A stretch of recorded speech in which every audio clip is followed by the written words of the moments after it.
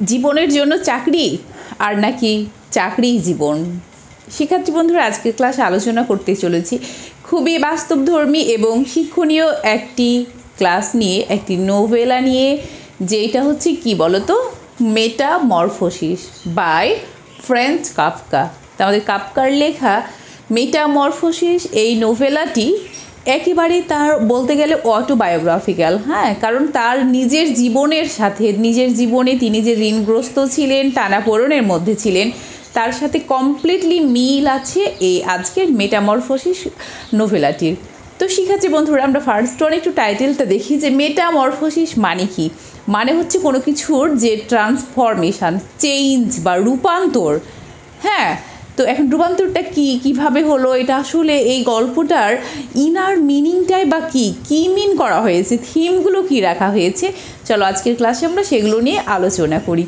তো আমরা প্রথমে তোমাদের গল্পটা বলে দিই, গল্পটি একটু মনোযোগ দিয়ে শুনে নাও, তারপরে এই গল্পের থিমগুলো নিয়ে আলোচনা করলে তখন বুঝবা যে এটার ইনার মিনিংটা কী। তো দেখো, গল্পের এখানে কিছু ক্যারেক্টারের নাম লেখা আছে, খুবই কম ক্যারেক্টার রয়েছে। ফার্স্ট ওয়ান হচ্ছে গ্রেগর সামসা। হ্যাঁ, তো এটা হচ্ছে সামসা তাদের ফ্যামিলি উপাধি। তো আমাদের গল্পের নায়ক যে, তার নামই হচ্ছে গ্রেগর। ওকে, সে একটা ছেলে মানুষ, মোটামুটি মিডিল এজ 30 বা 32 এইরকম টাইপের বয়স তার।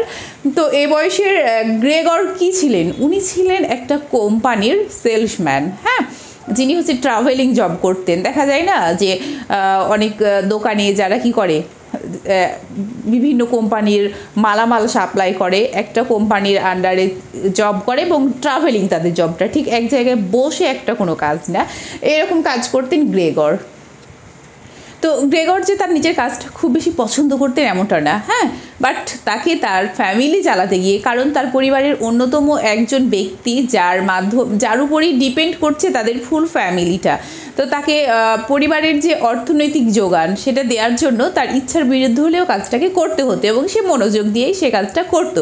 বাট আমাদের কিন্তু চাওয়া পাওয়া থাকে না যে আমি যে কাজটা করছি এটা আসলে আমি অনেক সময় বাধ্য হয়ে করি, অর্থনৈতিক চাপে, সামাজিক চাপে, রাজনৈতিক চাপে আসলে আমি যেটা ডিমান্ড করি সেটা অনেক সময় পাই না, আবার অনেক সময় পেয়েও যায়, এমন কিন্তু আমাদের বাস্তব লাইফেও হয়। কিন্তু আমাদের গ্রেগর সামসা সে কাজটা করেন। এবার ঘটনা কি হলো, সে কিন্তু অনেক মানসিক চাপের মধ্যে থাকেন, যেহেতু তাকে ফ্যামিলি মেনটেন করতে হয়। তো একদিন রাতে সে হচ্ছে ঘুমাচ্ছে এবং ঘুমের মধ্যে অনেক আজে বাজে স্বপ্ন দেখছে এবং ভোরে তার ঘুম থেকে উঠতে একটু লেটই হয়ে গেছে। বাট প্রবলেমটা এটা না, প্রবলেম হচ্ছে ঘুম থেকে ওঠার পরে যেটা হয়েছে, সে দেখছি নিজের একটা চেঞ্জ চলে এসেছে। চেঞ্জটা কি, অনেক সময় তোমরা এখন দেখছো না মোবাইলে যে একটা মেয়ে ছেলে হয়ে যাচ্ছে, ছেলে মানুষ মেয়ে মানুষ হয়ে যাচ্ছে রাতে ঘুম থেকে উঠে। তো আমাদের গ্রেগর কি চেঞ্জ এসেছে তার, সে একটা পোকাতে রূপান্তরিত হয়ে গেছে। চিন্তা করো, একজন মানুষ একটা হচ্ছে গৃহস্থালীয় পোকায় পরিণত হয়ে গেছে, যে পোকাটার দেখা গেছে যে পিঠটা অনেক শক্ত গোলাকার হয়ে গেছে। হ্যাঁ, ওর পিঠটা অনেক শক্ত এবং গোলাকার হয়ে গেছে এবং তার পেটের দিকে, নিচের দিকে অনেকগুলো এরকম পা বের হয়ে গেছে, এমন টাইপের হয়ে গেছে। সে ঘুরতে যাচ্ছে তো দেখে যে সে তার পিঠটা অনেক শক্ত গোলাকার।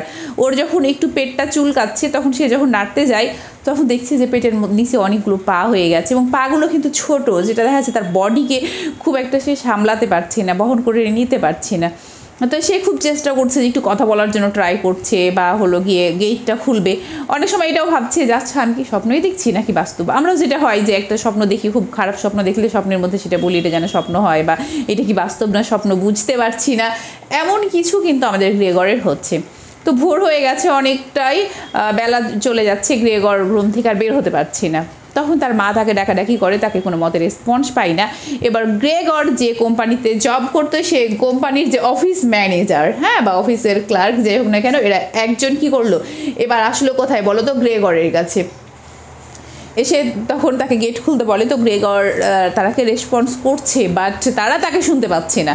গ্রেগর সব ঠিকই শুনতে পাচ্ছে এবং যখন এক পর্যায়ে দেখা গেছে যে গ্রেগর খুব কষ্ট করে কোনো রকমে গেটটা খুলতে সক্ষম হয়, ওই সময় তার এই অদ্ভুত যে আকৃতি, এইটা দেখে তোমার হচ্ছে অফিস ম্যানেজার কি ওখান থেকে ভয়ে দৌড়ে পালিয়ে যায়। তো এইখানে আরেকটা জিনিস দেখো, আমাদের গ্রেগর যে একটা পোকায় রূপান্তরিত হয়ে গেছে, কিন্তু তার মাথায় যে থিঙ্কিং সেটা হচ্ছে আমাকে অফিস যেতে হবে, আমার লেট হয়ে গেল, আমার মনে হয় ট্রেনটা মিস হয়ে গেল। এই চিন্তাগুলো দেখ, নিজের অবস্থায় কী হয়েছে, আমাদের বাস্তব জীবনে কিন্তু এমন হয় যে আমার নিজের অবস্থা কি এটা আমার দেখার বিষয় না, আমার অফিস লেট হয়ে যাচ্ছে, সে কিন্তু তার 5 বছর মতো সার্ভিস লাইফে কখনো একদিনও ছুটি নেয় নাই, বাট একটা দিন মাত্র লেট হওয়ার ফলে কি হয়েছে, তার ম্যানেজার বাবু তার বাসায় এসে হাজির এবং তাকে যেতে হবে, না হলে তার চাকরি চলে যাবে। এই যে দেখো, চিন্তা করো, দ্যাট মিনস এই সমাজে কি পুঁজিবাদ কি বোঝে, অনলি ফর মুনাফা। হ্যাঁ, শুধু মুনাফাই বুঝে। একজন শ্রমিকের যে পার্সোনাল কোনো সুবিধা অসুবিধা আছে, সামাজিক মর্যাদা আছে, এইগুলোর দিকে তার কোনো চিন্তায় থাকে না। কে মরলো আর কে বাঁচলো আর কার কী হলো, এইটা কিন্তু পুঁজিবাদ দেখে না। পুঁজিবাদ অনলি ফর মুনাফার দিকে দৌড়ায়, তাই না? তো এটাই কিন্তু মেইন করছে। তো যখন ভয়ে পালিয়ে গেল, এবার তো গ্রেগরের খুব খারাপ অবস্থা। সে কথা বলার চেষ্টা করছে, তার ফ্যামিলির সাথে কমিউনিকেশন মেনটেন করার চেষ্টা করছে, বাট পারে না। তো এমন অবস্থায় তাকে আর কেউ হেল্প করে না। সে তার ঘরের মধ্যে একা বসে থাকে। শুধুমাত্র তার বোন, যার নাম হচ্ছে যে গ্রেটে বা গ্রেট সামসা, তো সে কী করে, তাকে তার রুমে একটু খাবার দিয়ে আসে। দেখা যাচ্ছে তাকে একবার দুধ দিয়ে আসলো আর হচ্ছে ব্রেড দিয়ে আসলো। তো ব্রেডই খুব ফেভারিট ছিল, বাট এখন তো সে পোকায় পরিণত হয়ে গেছে, ভালো খাবার আর তার ভালো লাগছে না। তো এটা খেতে গিয়ে এর ফ্লেভারটা তার পছন্দ হয় না। তো পরের দিন তার বোন তার রুমে গিয়ে দেখে যে খাবারটা এখন এভাবেই পড়ে রয়েছে। তখন সে সেটা নিয়ে চলে আসে এবং এরপর থেকে গ্রেগরকে কী করে, বাসি পচা খাবারগুলো তার রুমেই দিয়ে আসে এবং বাধ্য হয়ে গ্রেগর সেগুলোই খায়। তো তার বোন ভাবলো যে গ্রেগরের রুমে কি হচ্ছে, চলাফেরায় অসুবিধা হচ্ছে এত বড় বডি নিয়ে, তো এখানে তার তো ফার্নিচাররা দরকার নাই, তো ফার্নিচারগুলো কী করি, একটু সরাইনি কমাই দিই, তাহলে তার চলাফেরায় সুবিধা হবে। তো এখানে তার বোন কি করে, তাকে খানিকটা হেল্প করে। এবং গ্রেগরও কী করে, যখন তার বোন রুমে আসে তাকে খাবার দিতে, সে কিন্তু সোফার আড়ালে বা খাটের নিচে আলাদা লুকিয়ে যায়, যেন তার বোন তাকে দেখে ভয় না পেয়ে যায়। তো শিক্ষার্থী বন্ধুরা, একটা জিনিস তোমরা খেয়াল করেছো যে আমাদের ফ্যামিলিতেও অনেক সময় একটা মানুষ বিভিন্ন কারণে, ধরো কাউকে অ্যাসিডে পোড়ানো হলো বা আগুন লেগে পুড়ে গেছে বা কোনোভাবে অ্যাক্সিডেন্ট হয়েছে, দিয়ে তার যখন অবস্থা চেঞ্জ হয়ে যায়, সে একটা হয়তো ইনকাম যখন করতো তখন পরিবারে তার যতটা মূল্যায়ন ছিল, এখন কি হয়ে যায়, সে একটা পরিবারের কাছে বোঝা হয়ে যায়। হ্যাঁ, বোঝাটা একদম মানে সত্যি বলতে বোঝাই হয়, বার্ডেন হয়ে যায়। তো আমাদের গ্রেগরও কিন্তু তাই হয়েছে। দেখো, এখানে কিন্তু মানবিকতার বিষয়ে প্রশ্ন আসছে না। গ্রেগর এখন পোকা, তাকে দেখে তার মাও ভয় পাচ্ছে। তার রুমে মা একদিকে টানা পড়ুন যে আমার ছেলের অবস্থা, আমি কেমন করে সে রুমে যাবো, আবার হচ্ছে একটা পোকা হয়ে গেছে, তাকে কেমনে হচ্ছে টেক কেয়ার করবে। তো দেখা গেছে গ্রেগর যেহেতু আয় উপার্জন করতো ওই সময়ে, তো এখন তো তার আয় উপার্জন বন্ধ হয়ে গেছে, তাহলে তার পরিবার কীভাবে চলছে। ওকে, তো দেখো, মিস্টার সামসা হচ্ছে গ্রেগরের বাবা, যে হচ্ছে একটি ক্রুয়েলটির প্রতি খুবই নিষ্ঠুর। তো সে একসময় ব্যবসা বাণিজ্য করতে অর্থনৈতিকভাবে দেউলিয়া হয়ে গেছিল এবং বর্তমানে একজন অলস ব্যক্তি। বাট গ্রেগরের বাবা মিস্টার সামসা কী করেছিল, ওই সময়ে কিন্তু কিছু টাকা পয়সা তার ব্যাংকে ছিল, যে এটা গ্রেগর জানতো না। যদি জানতো তাহলেও কিন্তু সে অনেকটা মানসিক স্বস্তির মধ্যে থাকতে পারতো, যে হ্যাঁ, আমার ফ্যামিলিতে কিছু টাকা অন্তত আছে। গ্রেগরের কথাগুলো কখন জানতে পারে, গ্রেগর যখন জানালার পাশে গিয়ে বসে থাকে, তার ফ্যামিলিকে কী গল্প করছে সে ওখান থেকে শুনে, সে তো বলতে পারে না বাট শুনতে তো পায়, তখন সে তাদের কমিউনিকেশান, ফ্যামিলি লোকদের কমিউনিকেশানের মাধ্যমে সে জানতে পারে বা কথাবার্তার মাধ্যমে জানতে পারে যে হ্যাঁ, তাদের ফ্যামিলিতে তার হচ্ছে বাবার কিছু টাকা ব্যাংকে ছিল, বেশ কিছু টাকা, যেটার মাধ্যমে তারা চলতে পারবে। এবং তার মাও কি করতো, গ্রেগর সাপোজ 7,000 টাকা ইনকাম করে প্রত্যেক মাসে, তো তার মাসে এখান থেকে 5,000 খরচ করতো, 2,000 করে জমা করতো। গ্রেগর কিন্তু এই ব্যাপারটাও জানতো না। তো দেখো, আসলে একজন সন্তানকে সব কিছু জানানো উচিত, এই গল্পটা কিন্তু এই মেসেজটা দিচ্ছে। গ্রেগর যদি জানতো যে তার ফ্যামিলিতে কিছু টাকা জমা আছে, তাহলে হয়তো এতটা মানসিক চাপে সে থাকতো না। বাট গ্রেগর কেন একটা পোকায় রূপান্তরিত হলো, আমাদের কিন্তু কাফকা এই কথাটা আমাদের স্পষ্ট বলে দেন নাই। হ্যাঁ, এর অডিয়েন্সের উপর ছেড়ে দেওয়া হয়েছে যে তুমি নিজের মতো করে চিন্তা করে নাও যে সে কেন সে পোকাতে রূপান্তরিত হলো। তো এখন তাদের সংসার চলে, যে ব্যাংকে কিছু টাকা আছে বা তার মা কিছু সেভ করে রেখেছে সে থেকে।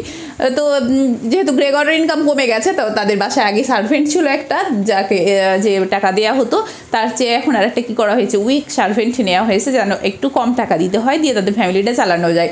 তো এই যে সার্ভেন্ট কী করতো, মাঝে মধ্যে আমাদের গ্রেগরের একটু টেক কেয়ার করতে বলতো, তাকে খাবার টাবার দিয়ে আসতো বা মাঝে মধ্যে তার সাথে দু একটা কথাবার্তা বলতো। তো শিক্ষার্থী বন্ধুরা, এখন দেখা যাচ্ছে যে কেউ তাকে কি করছে না, ফ্যামিলির লোকজন হেল্প করছে না, শুধুমাত্র তার বোন করে, বা সেও কি অনেকটা দায়বদ্ধতা থেকে বা কাউকে না কাউকে তো যেতে হবে, তো সেও যে খুব বেশি তাকে টাইম স্পেন্ড করে, তাকে কি সময় দেয়, মায়া করে, এমনটা না, তাকে খাবার দিয়ে আসে, খাবার বের করে নিয়ে আসে। তো এবার দেখা গেছে তাদের পরিবার মেনটেন করার জন্য তার বাবা চাইলো যে এখন কী করি, বাড়িতে তো এত 3টা রুম আছে, তো আমি একটা রুম ভাড়া দিয়ে দিই এবং ওই রুমের জিনিসপত্রগুলো কী করি, গ্রেগরের রুমের তার কোনো প্রয়োজন নাই, সে রুমে রেখে দিই। তো গ্রেগরের রুমটাকে একটা দেখা যাচ্ছে স্টোর রুমের মতো বানিয়ে ফেলা হলো। তো একটা রুম ভাড়া দেওয়া হলো, যেটা এখানে হচ্ছে 3 লজার্স ছিল, 3 জন হচ্ছে ভাড়াটিয়া সেই রুমে উঠে তাহলে তাদের পরিবারের ইনকামটা একটু বাড়ে। আরেকটা বিষয় রয়েছে, যখন গ্রেগরের রুম থেকে ফার্নিচারগুলো প্রথম দিকে সরিয়ে নেওয়া হচ্ছিল যে তার হাঁটা চলার সুবিধার জন্য, তখন একটা ছবি টাঙানো ছিল একটা মেয়ে মানুষের। তো এবার গ্রেগর চাচ্ছিল যে এই ছবিটা এখানে ঝোলানোই থাক, বাট সে ছবিটার উপরে যে বসে থাকার চেষ্টা করছিল যেন সেটা না নিয়ে যেতে পারে, কিন্তু তার ছবিটা লাস্ট পর্যন্ত ওখান থেকে সরিয়ে নেওয়া হয়, যেখানে গ্রেগরের আসলে মনটা খুব খারাপও হয়। কিন্তু তার মন খারাপ হলে সমস্যা কি, কেউ তো তার মনের ব্যাপারটা বোঝে না, তাই না? তো একদিন হলো কি, তাদের হচ্ছে যে এই যে ভাড়াটিয়ারা আছে এরা হচ্ছে একটু গান বাজনা করছে। তো তার বোন গ্রেটকে কী করেছে, গ্রেটকে ডেকেছে যে তুমি আসো একটু আমাদের সাথে গান বাজনা বাজাও। তো দেখা গেছে যে গ্রেট যখন গান বাজনা বাজাচ্ছিল তখন আমাদের গ্রেগর কিন্তু তার বোনের গান শুনতে খুব পছন্দ করতো। তো তখন সে একটু রুম থেকে বের হয়ে এসেছে যে আমার বোনের গানগুলো আমি শুনি। তো তাকে দেখে ভয় পেয়ে যায় এখানে ভাড়াটিয়াগুলো। এই পর্যায়ে তার বাবা খুব রেগে যায় গ্রেগরের ওপর যে হ্যাঁ তুমি তো এখন একটা বোঝা আমাদের ফ্যামিলির জন্য, একটা অভিশপ্ত। আবার হচ্ছে তুমি বের হয়েছো, তোমাকে দেখে আমি আত্মীয় স্বজন, তোমার কারণে আত্মীয় স্বজন পাড়া পড়োশির কাছে মুখ দেখাতে পারি না। বাসায় যে 3 জন ভাড়াটিয়া এসেছে তারাও এখন দৌড় দিয়ে পালিয়ে যাচ্ছে ভয়, এবং বলছে যে তারা ভাড়াও দিবে না। তাহলে আমি তো অনেক ক্ষতিগ্রস্ত তোমার জন্য। দিয়ে সে কী করেছে, তার বাবা একটা আপেল ছুঁড়ে মেরেছে গ্রেগরের পিঠের উপর, আর এবং সেখানে আপেলটা আটকিয়ে যায়। হ্যাঁ, তো গ্রেগর কিন্তু খুব ব্যথা পায়, খুব কষ্ট পায়। সে গ্রেগর এখন রুমের মধ্যে চলে যায়। তো দেখা যায় যে এক পর্যায়ে আপেলটা পচে গ্রেগর ওখানে খুব কষ্ট পায়। কি হয়, সে হচ্ছে মারা যায় অলরেডি। তো গ্রেগর যখন মারা গেল তখন সার্ভেন্টের মাধ্যমে কোনো রকমে তার ডেড বডিটাকে ওখান থেকে সরাইয়ে নিয়ে এইবার তার ফ্যামিলি দেখো কি করছে, যে গ্রেগর মারা গেছে মানে তাদের আপদটা বিদায় হয়েছে, তারা এবার হাঁপ ছেড়ে বাঁচলো। তো তাদের তো কিছু টাকা পয়সা এখন আছে, তো তারা একটু গ্রামের দিকে ঘুরতে গেছে যে তারা একটু রিল্যাক্সে কী করে, বা এর চেয়ে একটা ভালো অ্যাপার্টমেন্টে তারা এখন থাকতে পারে কি না, এইসব চিন্তাভাবনা করতে করতে এই নোভেলাটা আর কি শেষ করা হয়। তো শিক্ষার্থী বন্ধুরা নিশ্চয়ই তোমরা ব্যাপারগুলো বুঝতে পেরেছো যে একজন মানুষকে কী চাই আমরা, জাস্ট তার উৎপাদনশীলতা চাই, আমরা আসলে মানুষটাকে চাই না। বা তার যদি কোনো একটা অবস্থার পরিবর্তন হয়, তার যদি কোনো ক্ষতি হয়, তার প্রতি আমাদের যে সিম্প্যাথিটা দেখানো দরকার এটা আমরা দেখাতে কি পারি না, তাই না? গ্রেগর কিন্তু যদি মানুষ থেকে একটা প্রাণীতেও পরিণত হয়ে যায়, তারও একটা জীবন আছে, তার সে একটা ওই পরিবারেরই সন্তান। এক সময় তার অনেক ডিমান্ড ছিল সেই পরিবারে, তার পরিবারটাকে সে চালিয়েছে, বাট আজ কি সে পরিবারের কাছে একমাত্র একটা বোঝা। তো শিক্ষার্থী বন্ধুরা চলে এবার আমরা থিমগুলো দেখে নিই। এখানে থিম, একটা অন্যতম থিম হচ্ছে অ্যালাইনেশন অ্যান্ড আইসোলেশন। মানে হচ্ছে সে নিজেকে কি করেছে, নিজের যে বিচ্ছিন্নতা এবং হচ্ছে একাকিত্বতা। হ্যাঁ, তো গ্রেগর দেখো যখন সে ইসে রূপান্তরিত হয়ে যায় একটা পোকাতে, তখন সে নিজেকে তার ফ্যামিলি থেকে গুটিয়ে ফেলে, বিচ্ছিন্ন করে ফেলে, সে জাস্ট রুমের মধ্যেই বন্দি থাকে, এবং যার ফলে সে আইসোলেটেড হয়ে যায়। এইটার মাধ্যমে কিন্তু বোঝানো হয়েছে যে পুঁজিবাদী সমাজে তুমি যদি উৎপাদনশীল হতে পারো, কর্মক্ষম হতে পারো, তাহলেই তোমার মূল্য রয়েছে, নাহলে তুমি ফ্যামিলি থেকে ডিটাচ, তুমি সমাজ থেকে ডিটাচ, তোমার কোনো মূল্যই নাই এবং তুমি আইসোলেটেড হয়ে যাবে। ওকে, দেন রয়েছে আইডেন্টিটি অ্যান্ড সেলফ ওয়ার্থ। দেখো আমাদের যদিও তার পছন্দ ছিল না, বাট গ্রেগরের একটা আইডেন্টিটি ছিল যে সে একটা সেলসম্যান, কিন্তু এখন সে একটা পোকায় পরিণত হয়েছে এবং কারোর সামনে সে কী করতে পারছে না, তার নিজের পরিচয়টা তুলে ধরতে পারছে না। এমনকি তার ফ্যামিলিও তার কারণে অন্যদের কাছে লজ্জিত ফিল করছে। হ্যাঁ, তাহলে একটা যে তোমার আইডেন্টিটি এবং সেলফ অর্থেরই একটা জাস্ট মূল্য রয়েছে, একটা মানুষের কী হলো এটা দেখার বিষয় না, সে কী এটাই হচ্ছে দেখার বিষয়। হ্যাঁ, এবং দেখো ফ্যামিলি ডিউটি অ্যান্ড গিল্ট। পরিবারের কিন্তু প্রত্যেকটা মানুষের জন্য কিছু কি রয়েছে, একটা পরিবারে যদি একটা জন্ম থেকে একটা বাচ্চা প্রতিবন্ধী হয়ে জন্মগ্রহণ করে বা একটা কোনো অবিকৃত কোনো কিছু হয়, তারপরেও তো তাকে টেক কেয়ার করতে হবে, তাই না? এটা হচ্ছে ফ্যামিলির ডিউটি।